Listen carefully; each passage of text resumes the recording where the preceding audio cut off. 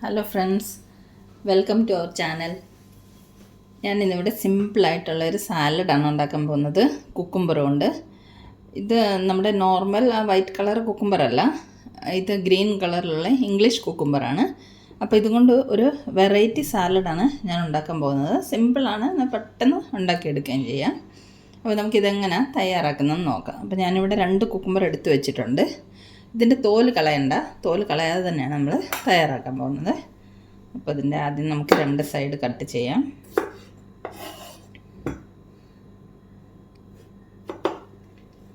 നടുവ ഇങ്ങനെ മുറിക്കാം. മുറിച്ചിട്ട് നമുക്ക് ഇതിനകത്തെ അരിയൊക്കെ എടുത്ത് കളയാം.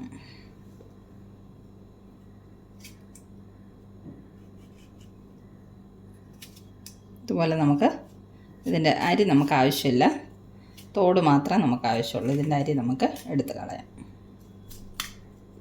ഇത് കണ്ടോ, ഇതുപോലെ നമുക്ക് എല്ലാം അരി എടുത്ത് കളഞ്ഞ് കൊണ്ടുവരാം. കുക്കുംബറിൻ്റെ അകത്തെ അരിയൊക്കെ എടുത്ത് കളഞ്ഞ് ക്ലീൻ ചെയ്ത് വെച്ചിട്ടുണ്ട്. നമ്മളിതിൻ്റെ തോല് കളയുന്നില്ലെങ്കിലും ഞാനിത് മുഴുവനോടെ 15 മിനിറ്റ് ഉപ്പ് വെള്ളത്തിലിട്ട് നല്ലതുപോലെ വാഷ് ചെയ്തെടുത്തതാണ് കേട്ടോ. അതുകൊണ്ട് തോല് കളഞ്ഞില്ലെങ്കിലും കുഴപ്പമില്ല. ഇതിനെ നമുക്കിനി കട്ട് ചെയ്തെടുക്കാം. നമുക്ക് ഇതേപോലെ ചരിച്ച് നീളത്തിൽ കട്ട് ചെയ്തെടുക്കാം. ഇതേപോലെ.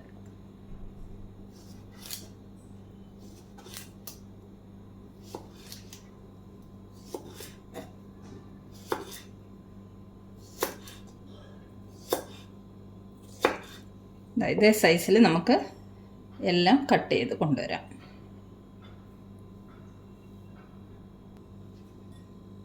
കാക്കടി 2 അരിഞ്ഞ് ഒരു ബൗളിലേക്ക് ഇട്ട് കൊടുത്തിട്ടുണ്ട്. ഇതിലേക്ക് നമുക്ക് കുറച്ച് ഉപ്പിടാം.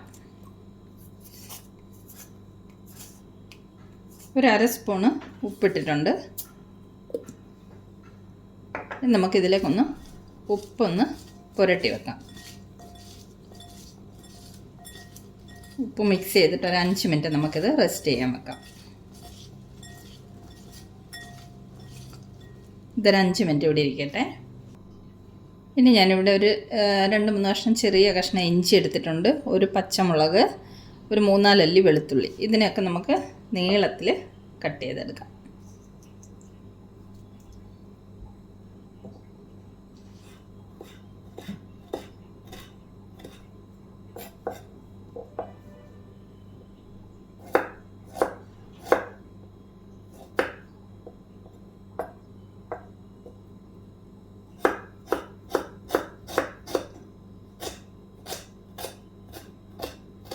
നമുക്കിതെല്ലാം കട്ട് ചെയ്ത് കൊണ്ടുവരാമേ. ഇഞ്ചി, വെളുത്തുള്ളി, പച്ചമുളകൊക്കെ ഇതുപോലെ കനം കുറച്ച് നീളത്തിൽ അരിഞ്ഞ് വെച്ചിട്ടുണ്ട്. ഇനി നമുക്ക് ഒരു ബൗളിലേക്ക് ഒരു 1/2 സ്പൂണ് കുരുമുളക് പൊടി, 1/2 സ്പൂണ് ചുമന്ന മുളക് പൊടി, ഇത് കാശ്മീരി ചില്ലി പൗഡറാണ്. പിന്നെ 1 spoon vinegar, 1 spoon soya sauce. ഇതെല്ലാം കൂടി നമുക്കൊന്ന് മിക്സ് ചെയ്യാം.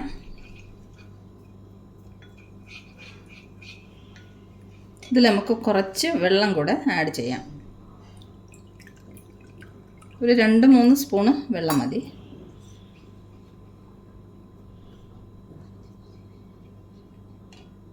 അപ്പം ഇനി നമ്മൾ കുക്കുംബറിൽ ഉപ്പ് പുരട്ടി വെച്ചിട്ടില്ലേ, ഇത് വാഷ് ചെയ്ത് ഉപ്പ് കളഞ്ഞിട്ട് കൊണ്ടുവരാം. കുക്കുംബറിൻ്റെ ഉപ്പൊക്കെ വാഷ് ചെയ്ത് ക്ലീൻ ചെയ്ത് കൊണ്ടുവന്നിട്ടുണ്ട്. ഇനി നമുക്ക് സാലഡ് തയ്യാറാക്കാം. ഒരു പാൻ അടുപ്പത്ത് വെച്ചിട്ടുണ്ട്. നമുക്കിതിന് ആവശ്യമുള്ളത് ഒലിവ് ഓയിലാണ്. നമുക്ക് കുറച്ച് ഒലിവ് ഓയിൽ ഇതിലേക്ക് ഒഴിച്ചു കൊടുക്കാം. ഒരു 1 സ്പൂണോളം ഒലിവ് ഓയിൽ ഒഴിച്ചിട്ടുണ്ട്. ഓയിലൊന്ന് ചൂടാവട്ടെ.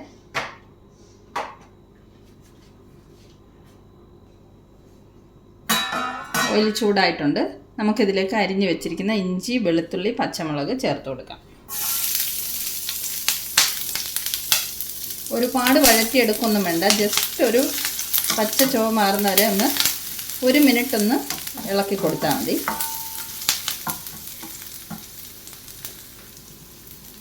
1 മിനിറ്റ് ആയിട്ടുണ്ട്. നമുക്കിനി കലക്കി വെച്ചിരിക്കുന്ന കൂട്ട് ഇതിലേക്ക് ഒഴിച്ചു കൊടുക്കാം.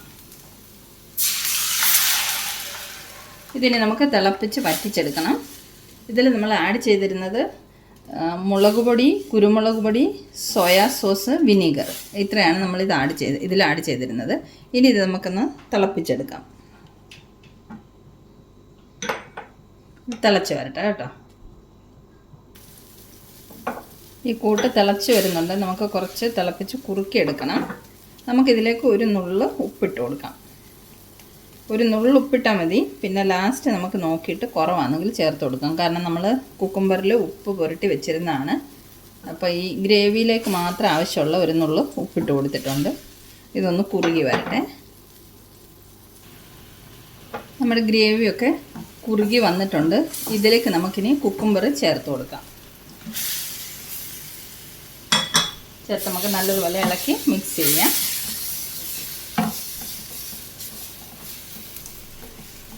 ഉപ്പ് നോക്കിയിട്ട് ഉപ്പ് കുറവാണെങ്കിൽ നമുക്ക് ഈ സമയത്ത് ഉപ്പ് ചേർത്ത് കൊടുക്കാം.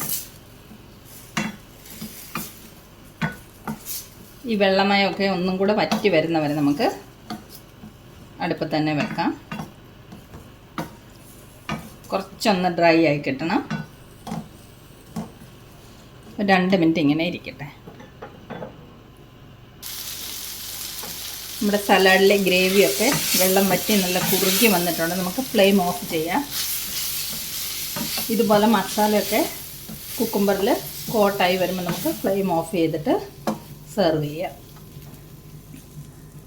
ഇത് കണ്ടോ, നമ്മുടെ കുക്കുംബർ സലാഡ് റെഡി ആയിട്ടുണ്ട്.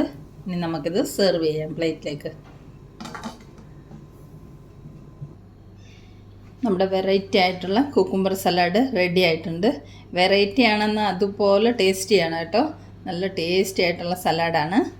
അപ്പോൾ ഇത് നമുക്ക് പുലാവിൻ്റെയും ബിരിയാണിയുടെ കൂടെ സൈഡ് ഡിഷായിട്ടും കഴിക്കാം, ചോറിൻ്റെ കൂടെയും കഴിക്കാം. നല്ല ടേസ്റ്റി ആയിട്ടുള്ള ഈ സലാഡിൻ്റെ റെസിപ്പി ഇഷ്ടമായെങ്കിൽ എല്ലാവരും തയ്യാറാക്കി നോക്കണം. അപ്പോൾ നമുക്ക് വീണ്ടും സിമ്പിൾ റെസിപ്പീസുമായി മിയാനി കിച്ചണിൽ കാണാം. Thanks for watching.